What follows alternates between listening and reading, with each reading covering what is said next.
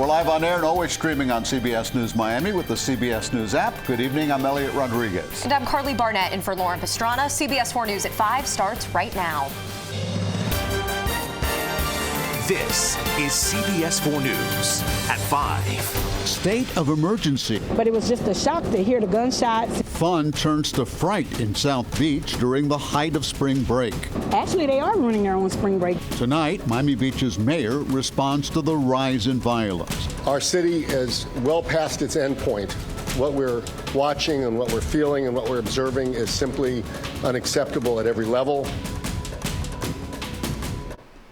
The videos you see behind us show a stark contrast. In one, you can see people enjoying a day at the beach. The other, chaos from one of two weekend shootings. Mayor Dan Gelber held a press conference less than an hour ago. CBS 4's Ashley Dyer joins us with the changes that the mayor is putting in place. Ashley. Carly and Elliot. New details tonight regarding the suspect. Miami police say brutally raped an elderly woman behind a bank almost a month ago. We are learning a second victim was sexually assaulted. Police say 24-year-old Luis Gonzalez held down an 80-year-old homeless and handicapped woman, assaulting her. This happened at a Publix loading dock in Coral Gables last August. Police previously arrested Gonzalez after surveillance video showed him pulling up his pants after the first assault on another 80-year-old woman. CBS 4 is committed to helping you navigate the housing crisis in South Florida. As you know, inflation has driven up prices, making it difficult for some families to find or stay in their home. Today, ground was broken on dozens of affordable houses in Miami. CBS 4's Trish Christakis was there and joins us with how this help is available for families. Trish. Well, right behind CBS 4 News. Trish, we'll check back with you soon.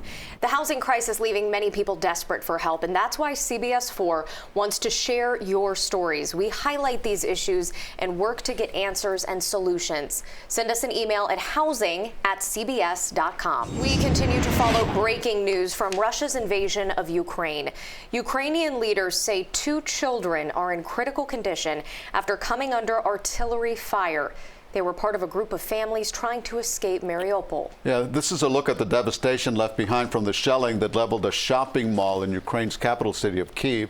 The Washington Post reports at least 8 people dead.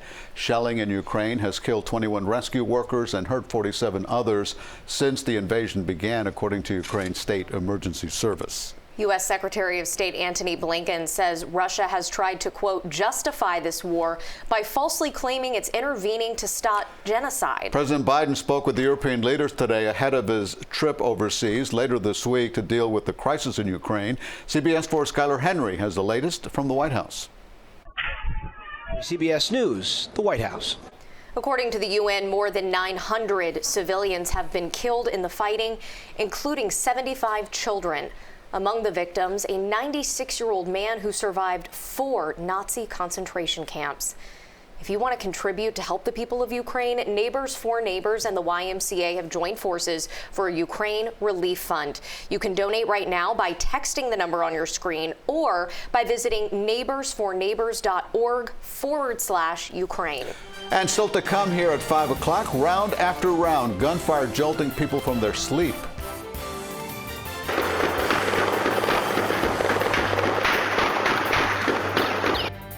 Tonight, police want to know who shot up a neighborhood in a drive-by shooting. We're live at 5:30. Now at 5, Governor Ron DeSantis is putting hundreds of millions of dollars toward raising Florida teachers' salaries. Speaking at Renaissance Charter School in Wellington, DeSantis announced he is approving $800 million from the state's new budget to increase the average minimum salary of teachers to at least $47,500. The governor said it is critical to reward educators for their tireless efforts during the pandemic. The funding will also raise the pay of veteran teachers. We hear from the governor ahead at 6. Now at 5, it is great to be a Miami Hurricane. The Canes men's basketball team will keep on dancing right into the Sweet 16. The Canes beat Auburn to get there and now face Iowa State. CBS 4 sports anchor Jim Barry joins us now for a look at that. What a game. Elliot, go ahead and gloat, all right? Get it out of your system, okay? They dominated. Talking about hurricanes and cyclones in Windy City. We're the Windy City today. I was about to say, be careful what you say there, Elliot. Yes, certainly another blustery day here in South Florida. Let's send it over to meteorologist Jennifer Correa with a look at our forecast. Hey, Jen. Hey, certainly windy, and this is a pattern that's sticking around. It may now officially be spring, but in South Florida, we are already feeling that summer heat. That's why Florida is #2 state for Airbnb listings with pools. The company said searches for stays with pools have increased by more than 50% in both the U.S. and Canada. According to Airbnb, Hawaii came in at #1 for rentals with pools, while Florida came in second.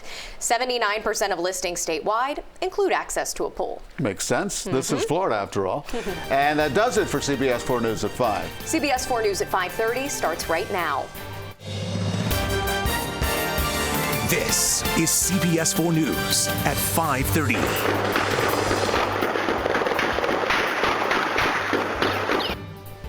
Ring camera video captures the sound of some terrifying moments in a Northwest Miami-Dade neighborhood. Dozens of shots are fired at homes and vehicles. People who lived in those homes say they were shaken up and their children traumatized. Can't imagine hearing that. Those neighbors and police want the person or people responsible caught. CBS 4's Peter Dench joins us live from that neighborhood with more on what neighbors have to say about this. Peter. Well, Carl, CBS 4 News. Shocking video there, Peter. Thank you. Now at 5:30, officials say a Boeing 737 passenger jet with 132 people on board crashed in the mountains in South China. It's the country's worst air disaster in nearly a decade. CBS 4's Riley Carlson reports. Rescue crews. CBS News, London. Chinese state media reports all of the 737-800s in China Eastern's fleet have been grounded. Aviation experts say it's unusual to ground an entire fleet of planes unless there's evidence of a problem with that model. Boeing says it's gathering more information on this crash. Well, some of the most innocent victims of the war in Ukraine have only just been born. These are just some of the hundreds of infants born to Ukrainian surrogates. They are temporarily stranded in a makeshift basement bomb shelter. A team of dedicated nurses is giving them around-the-clock care. One couple from Germany did not want to wait any longer and decided the risks of traveling into an active war zone outweighed the risk of leaving their baby in one. We have no electricity, no water. That's very dangerous for our baby. Ukraine is a global leader in surrogacy. The Growing Families charity estimates that as many as 800 couples are awaiting their babies. And speaking of couples, a Ukrainian couple spending time in and out of bomb shelters has made their way to Miami. After hoping to wait the conflict out, they finally decided to leave their country. I feel like a traitor that I escaped and they cannot, I feel horrible. All I worry is that for their safety. Came with a backpack and the passport, that's it. Yeah. We left everything at home. The couple took a train to Poland and then flew to Miami. They're staying with old friends and hope the conflict is resolved quickly so they can return home. Now to the coronavirus pandemic. FDA vaccine advisors are set to discuss the possible need for booster shots down the road. They'll look at the potential for selecting variant-specific boosters and whether the vaccine could become an annual shot similar to the flu shot. Smart guy. Well, also tonight, Florida's new and only Caribbean Culture Museum, Island Space, is celebrating Women's History Month. The museum hosted guest speaker, award-winning author Dr. Solange Vivens. She is the author of Girls Can Move Mountains, Rewriting the Rules of Female Entrepreneurship. The Island Space Museum is the only museum in the world dedicated to showcasing the history and culture of the entire Caribbean and its multicultural people. As you may know, South Florida is home to many Caribbean nationals. The museum is open Thursdays through Saturdays from 11 a.m. to 7 p.m. and then on Sundays from 11 a.m. to 6 p.m. That's part of what makes us such a great community. That's Still right. ahead, will he or won't he? Fort Lauderdale Mayor Dean Trentalis puts an end to speculation on whether he will run for Congress. Now at 5:30, several expensive turtles are back home after being stolen from their Florida breeder. A man hired by the breeder is accused of stealing nearly 20 turtles, all worth tens of thousands of dollars. For CBS 4, Marcelo Quadra reports. It's this surveillance footage. Careless and stuff goes bad. Deputies recovered 5 of the 18 turtles in Hillsborough County. The owner says in the end he lost about $20,000. The suspect's bond was set at $50,000. Those are some pricey turtles. Welcome back. Mike Tyson plans to profit off a very memorable moment in his boxing career when he bit off a part of Evander Holyfield's ear during a fight. So Tyson is releasing a new cannabis edible called Mike Bites. It comes in the shape of an ear in reference to the new edibles. Tyson tweeted, "These ears actually taste good."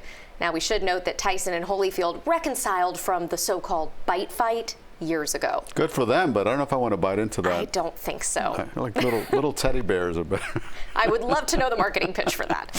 After 31 years of DNA tests, crazy stories, and fights, Maury Povich is ending his talk show. That's right. Production will end after this season. An executive at NBC Universal said the show is being canceled, and the Povich, who is 83 years old, looks great, doesn't he? Plans to retire. But if you have not gotten enough of Maury announcing "You Are Not the Father," reruns will continue in syndication. That's his wife, Connie Chung, and they'll have a nice retirement, I hope.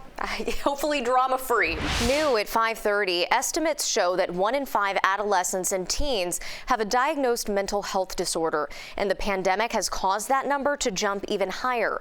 CBS 4's Bradley Blackburn has the story of one teen who got help and is working now to help others.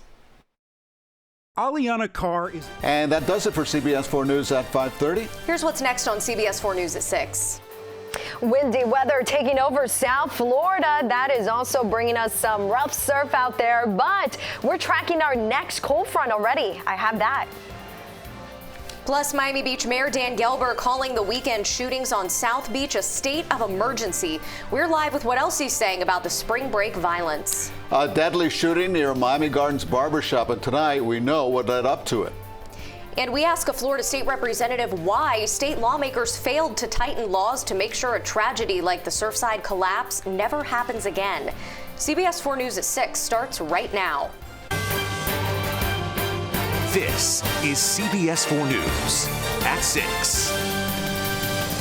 Tonight at 6, state of emergency. Miami Beach City leaders taking action following a violent spring break weekend.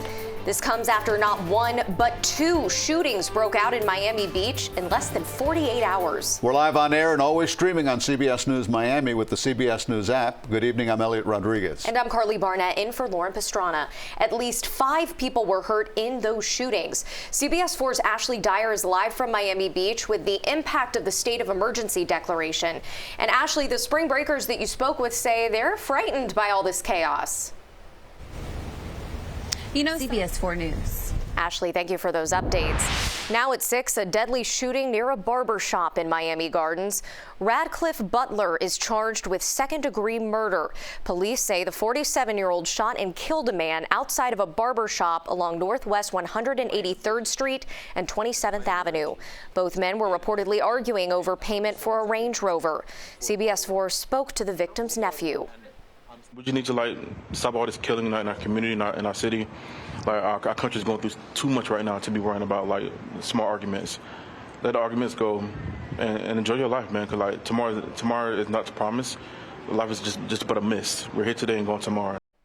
Police say the gun used by Butler was reported stolen from a car burglary. He remains in jail with no bond. A live look outside on this Monday evening. It is warm, it is windy, and it is how we are starting the week. It's beautiful out there. CBS 4's meteorologist Jennifer Correa joins us with what we can expect tonight and the rest of the week. Hey, Jen. Hey there. It is beautiful out there. Now to a developing story. The ongoing search for the man police say set another man on fire and left him for dead.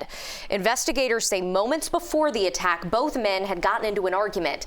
It happened in Northwest Miami-Dade yesterday along Northwest 72nd Avenue and 72nd Street.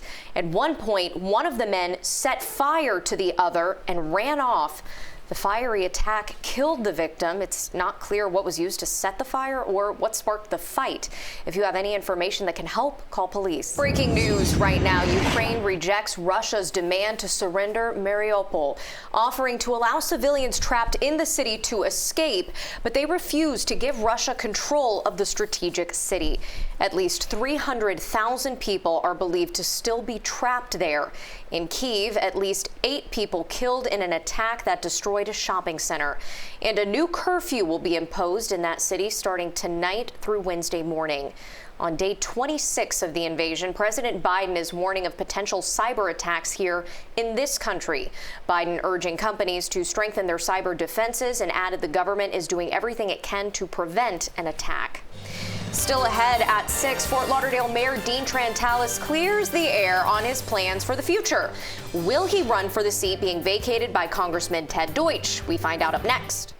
Welcome back. In the week since South Florida Congressman Ted Deutsch announced that he will not be seeking re-election, there was speculation that Fort Lauderdale Mayor Dean Trantalis would seek the seat. Well, tonight, the mayor is speaking about whether he plans to run. CBS 4's Joan Maury is live in Wilton Manors with that answer. So, Joan, what is the verdict tonight? Well, Carly, praise and a raise. Governor Ron DeSantis is allocating hundreds of millions of dollars to increase the salaries of Florida teachers.